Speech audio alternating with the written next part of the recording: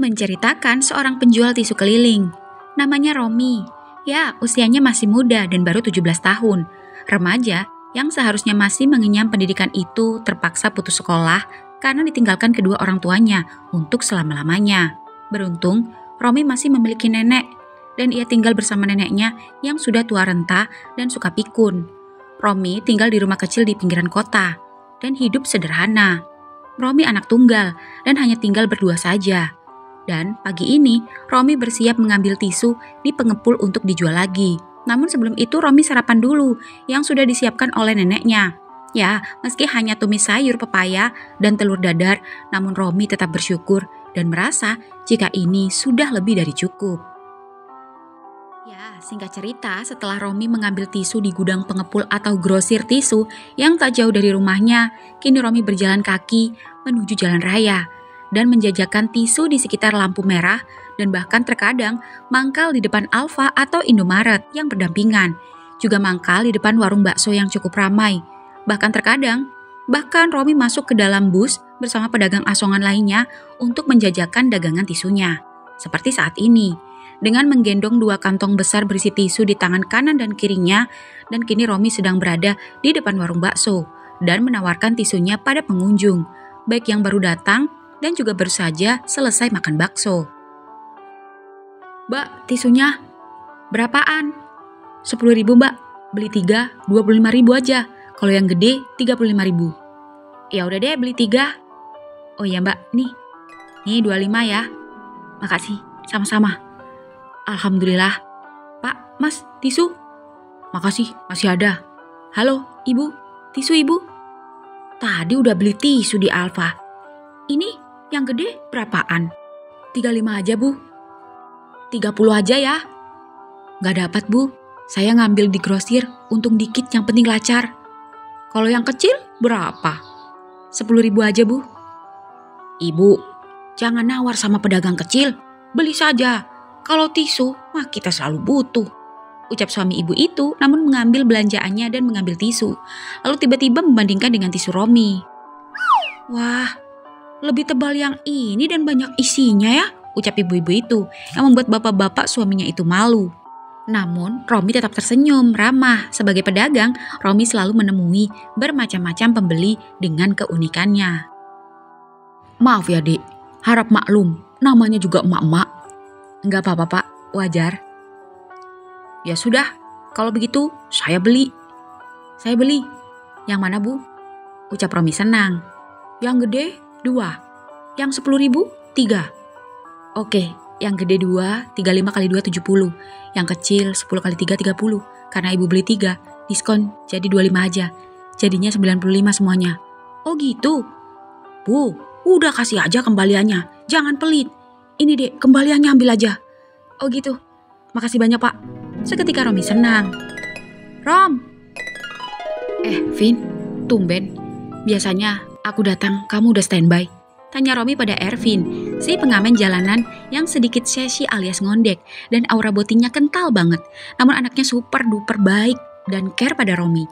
Ervin juga sama seusia Romi dan juga bernasib sama, yaitu sama-sama putus sekolah. Keduanya bersahabat sejak lama, sejak Romi memutuskan menjadi pedagang asongan. Iya nih, kesiangan. Semalam agak meriang. Sebenarnya males mau kerja. Kalau nggak kerja, nggak dapat duit dong. Tapi kalau dipaksa kerja, ntar kamu nggak kuat, ngedrop. Set. Seketika Romi menyentuh kening Ervin yang membuat Ervin salting. Oh iya, badanmu agak panas. Iya, tapi aku paksain cari uang. Kamu jangan panas-panasan ya, ngamen di bis aja. Iya, kamu udah makan? Belum, aku nggak ada uang. Abangku datang-datang ngambil uangku. Padahal 2 hari yang lalu dia mencuri uangku. Dan sekarang aku nggak pegang uang. Cuma ada 7.000 nih. Itu pun aku nemunya di kantong dan udah kering karena nyelip dan gak sadar kecuci. Aku gak nyangka abangmu bisa tega sama kamu. Harusnya dia jadi abang menjaga adiknya. Tapi malah judi, mabuk-mabukan. Gak habis pikir aku. Aku juga bingung. Mau kabur, tapi kemana? Aku gak punya siapa-siapa. Apa abangmu masih suka mukul kamu? Kalau kamu gak mau kasih duit dia? Ervin mengangguk. Sampah. Benar-benar binatang. Nggak punya otak. Ya sudah, kamu sarapan ya. Ini tadi aku baru datang, udah dapat pembeli. Enggak ah, aku tahan aja laparku. Hitung-hitung, puasa. Aku malu sama kamu. Kamu terus-terusan traktir aku. Udah gak apa-apa, daripada kamu pingsan, nanti aku yang repot. Siapa lagi emang? Emangnya abang kamu yang repot? Ayo, Seketika Ervin terkejut saat Romi menariknya paksa dan membawanya berjalan ke penjual nasi kuning yang ada di sebelah Alfa. Udah ayo. Mas, nasi kuning 2 ya? Oke. Ya Ervin jadi terharu dan Romi sekalipun sudah sarapan, terpaksa sarapan untuk yang kedua kalinya, menemani Ervin untuk menghargainya. Romi dan Ervin pun sarapan bersama. Makasih ya, nanti siang gantian. Aku traktir kamu ya. Gampang, pikirkan dulu dirimu sendiri. Tunggu sebentar. Rom, kemana? Ya, Romi pun meninggalkan Ervin yang masih sarapan dan masuk ke Alfamart. Dek, tisunya berapaan ya? Oh, yang kecil 10.000 aja kak. Beli berapa? 1 aja, ini ya. Makasih. Halo, tisunya berapa anak? Oh, yang kecil 10.000 bu. Kalau beli 3, 25 aja. Beli 6 deh, 50 ya. Iya, makasih banyak. Tak lama kemudian, Romi kembali dengan membawa air mineral dan juga obat. Nih, minum obatnya dulu, mumpung habis makan. Dan lebih baik, kamu jangan ngamen dulu. Lebih baik pulang, tidur dan istirahat. Karena pasti habis minum obat, ngantuk. Enggak ah. Ada abang di rumah. Nanti kalau aku balik, aku dihajar lagi. Apalagi kalau aku ngeluh sakit, pasti dia makin marah. Bener-bener kelewatan abangmu. Gak apa-apa. Gak bakal ngantuk. Kan gak dibawa berkendara. Gak nyetir. Tapi dibawa nyanyi. Pasti gak ngantuk.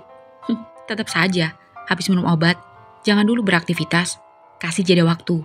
Dan seperti saranku tadi, jangan panas-panasan ya. Lebih baik kamu rebahan di posko dulu. Iya. Makasih ya Rom, aku terharu. Abangku aja gak pernah peduli sama aku. Jangankan nanya kabarku, keadaanku. Yang ada, tiap harinya mintain duit mulu. Harusnya dia yang kasih duit sama kamu. Dia yang jagain kamu. Menjadi pengganti kedua orang tuamu. Ah, sudahlah. Sabar. Sabar. Kalau gak sabar, mungkin aku udah mati. Karena sering digebukin sama abang. Tetap semangat ya. Ucap Romi sembari merangkul dan mengelus pundak Ervin. Dan Ervin pun meminum obat pemberian Romi. Oh iya Rom, barusan tisumu laku, nih duitnya. Oh iya, makasih. Rom, aku mau ngomong sesuatu sama kamu. Tapi aku malu dan takut kamu marah. Aku gak enak sama kamu. Sudah aku bilang, masalah hutang tidak usah dipikir. Kalau kamu tidak bisa bayar, aku ikhlasin. Karena aku tahu sendiri sikap abangmu sama kamu. Bukan masalah hutang. Kalau itu aku pasti bayar kok. Masih setengahnya aku kumpulin. Tapi ini bukan perkara hutang. Dek. Seketika Romi menatap Ervin. Lalu masalah apa? Aku gak mau ngomong di sini. Banyak orang. Tunggu sebentar. Kita ngobrol di seberang. Di posko saja ya. Tapi aku bayar dulu. Iya.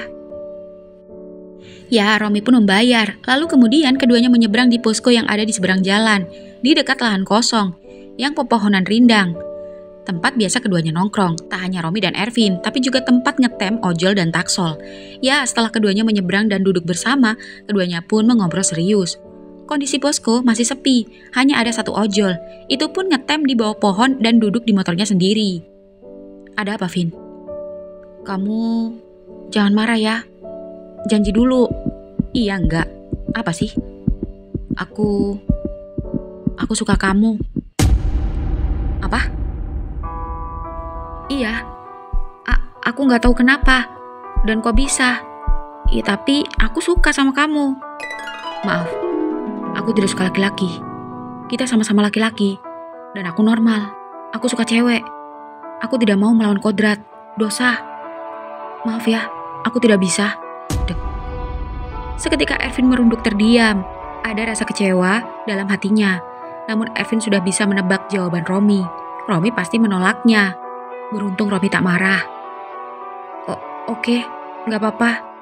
Maaf ya, aku cuma jujur. Aku tahu, kamu kecewek-cewekan. Tapi aku pikir, itu hanya casingmu doang. Tapi ternyata kamu suka laki-laki juga.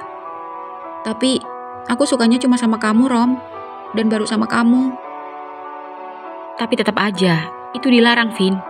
Aku menganggapmu seperti teman, keluarga, bahkan seperti adikku sendiri. Jadi kamu jangan salah paham dengan kebaikanku selama ini. Iya, maaf. Buang pikiran burukmu. Aku ingin kita berteman seperti biasa. Iya, ucap Ervin tetap merunduk, tak berani menatap Romi. Romi yang meski tegas menolak itu juga tak enak melihat ekspresi Ervin. Romi pun menyentuh pundaknya. Vin, aku keliling dulu ya. Itu ada bus. Iya. Ya, Romi pun naik ke dalam bus angkutan umum. Dan begitu bus jalan, Romi menatap Ervin dari kaca bus yang juga menatapnya. Romi tersenyum, melambaikan tangan. Dan Ervin pun membalas tersenyum dan melambaikan tangan. Namun dengan tatapan mata yang kosong.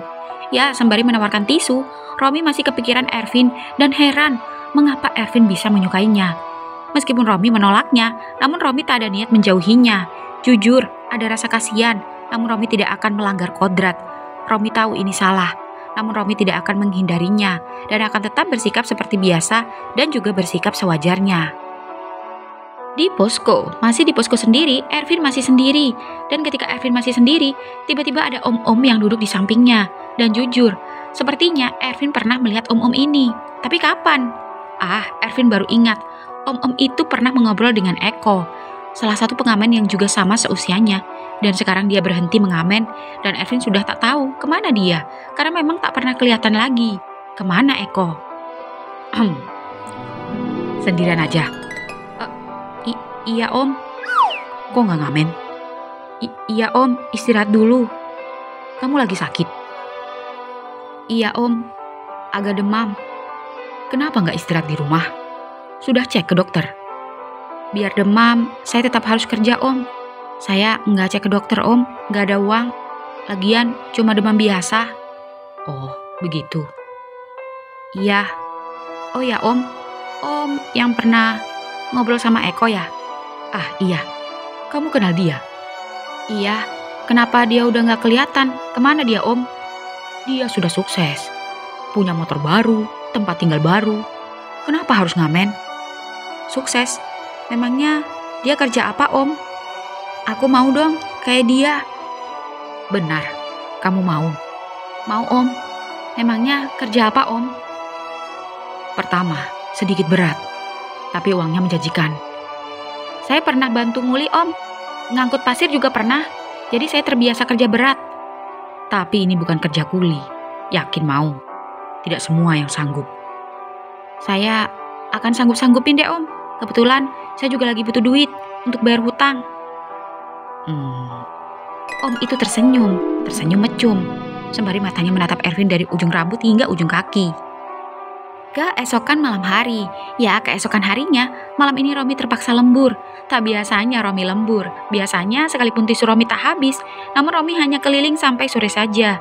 Dan biasanya ketika maghrib, Romi sudah pulang dan seperti biasa, kesibukannya membantu Pak Ustadz mengajari anak-anak kecil belajar Iqra.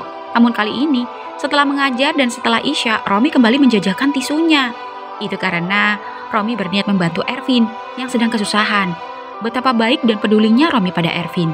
Romi tak tega dan kasihan melihat Ervin yang susah payah dan selalu dimanfaatkan oleh abangnya sendiri, bahkan mengalami penyiksaan. Romi yang tak tega itu berinisiatif mencari uang tambahan demi bisa sedikit meringankan beban sahabatnya yang malang itu. Apalagi, tadi sore saat pulang, abang Ervin menghampiri Romi dan mencari Ervin ke rumahnya karena Ervin belum pulang dari pagi dan sudah mencarinya ke jalanan namun tak ketemu. Romi pun tak tahu, mungkin Ervin masih ngamen, entah di mana, karena suka berpindah-pindah tempat. Romi mengatakan jika Ervin sempat mengabarinya jika siang tadi sempat pulang sebentar, namun sampai malam ini belum ada kabar. Romi juga sudah menelponnya, namun tak diangkat. Pesannya juga belum dibalas. Romi agak khawatir, itu karena Romi tahu, pagi tadi Ervin tak enak badan dan memaksa untuk tetap bekerja demi membayar hutang abangnya dan membiayai abangnya judi. Benar-benar abang yang binatang. Rom, tumben lu kerja malam, sapa warga sekitar yang kenal Romi dan juga langganan beli tisunya. Iya bang, soalnya butuh duit banget. Oh, gue beli satu ya yang gede. Kebetulan tisu gue habis. Sama satu deh yang kecil deh, buat di mobil juga habis. Nih kembaliannya, biarin. Wah, makasih bang. Ya, sama-sama. Alhamdulillah. Ya, Romi pun senang. Karena lebihnya uang dari hasil penjualan akan digunakan untuk membantu Ervin. Semoga bisa meringankan beban Ervin. Hati Romi sungguh mulia. Dan begitu ada bus, Romi pun naik. Ya, Romi pun kembali menjajakan tisunya. Dan bersyukur tisunya laris manis. Lalu setelah bus itu berhenti di sebuah halte di alun-alun, Romi kembali turun dan berjalan di sekitar alun-alun dan terus menjajakan tisunya. Dan alhamdulillah ada aja pembelinya.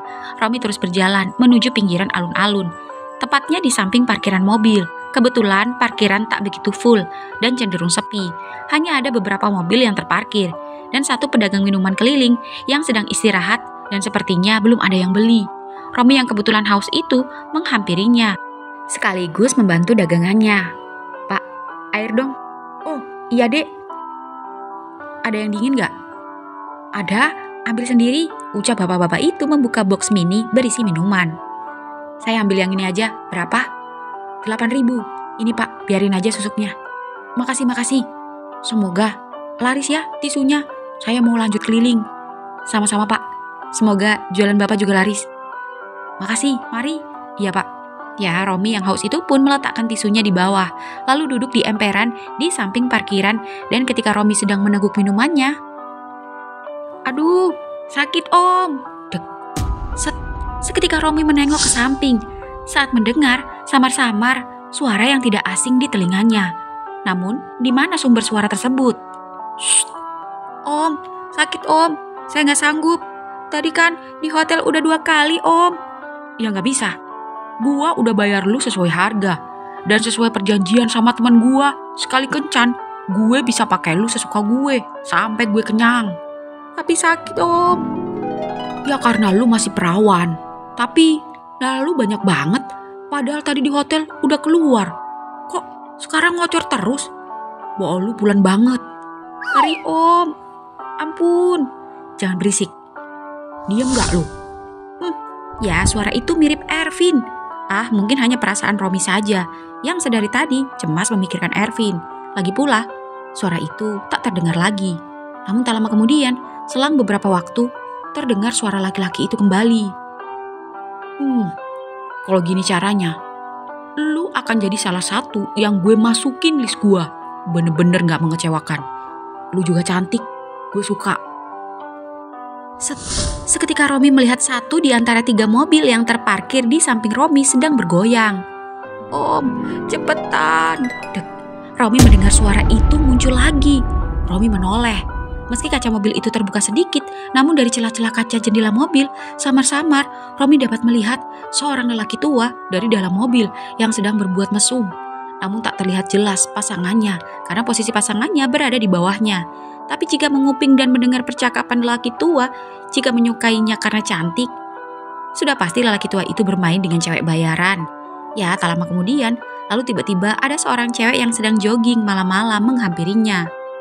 Wah, ada tisu. Beli 1 ya? Enggak 3 sekalian, mbak.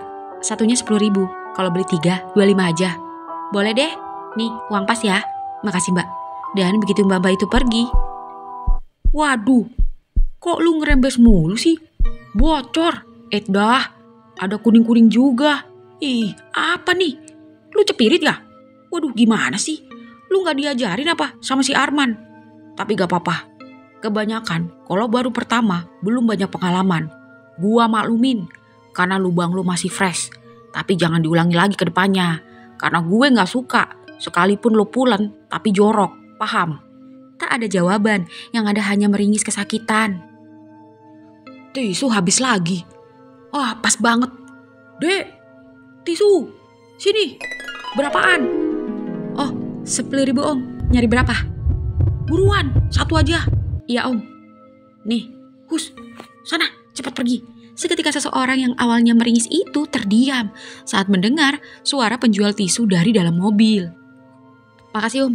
Ucap Romi kembali menjauh dan kembali duduk di posisi semula, sembari kembali meneguk minumannya lagi. Om, jangan kenceng-kenceng om. Lagi-lagi, Romi mendengar suara Ervin. Dan kali ini terdengarlah dengan jelas. Romi kembali menoleh dan memperhatikan mobil bergoyang itu. Lalu satu persatu tisu mulai jatuh, terbuang keluar dari dalam kaca jendela mobil. Romi memperhatikan tisu-tisu yang keluar dari dalam mobil itu. Selain kusut, tisu-tisu itu berwarna bercak-bercak merah, beberapa berwarna kuning. Sini lu, nungging, plak. Dan begitu Romi melihat dua tangan mulai terlihat disusul sosok yang mulai muncul dari dalam mobil.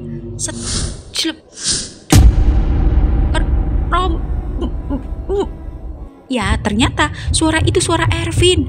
Ervin hendak memanggil, namun om-om itu membungkam mulutnya. Romi hendak menghampiri, tangan Romi mengepal, ingin menghajar lelaki tua itu. Namun baru saja beranjak. Permisi, tisunya berapaan?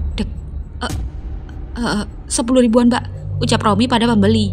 Saya juga mau mas. Oh, iya. Kedua pembeli itu belum menyadari karena gelap. Lalu begitu om-om itu mendorong dan mengeluarkan Ervin dari dalam mobil, kenapa tuh? Tanya seorang pembeli saat melihat tubuh Ervin terjatuh lemas. Lalu mobil itu meninggalkan Ervin seperti sampah. Paling mabok, biasa, ucap salah satu pembeli. Lalu keduanya pun pergi. Ervin duduk, lalu menatap Romi yang masih melayani pembeli dengan langkah kaki tertatih-tatih, merasakan nyeri di belakangnya. Dan begitu keduanya dekat, Rom, ngapain kamu? Kenapa kamu ngelakuin ini? Kamu, Rom, jangan marah. Aku bisa jelasin semua.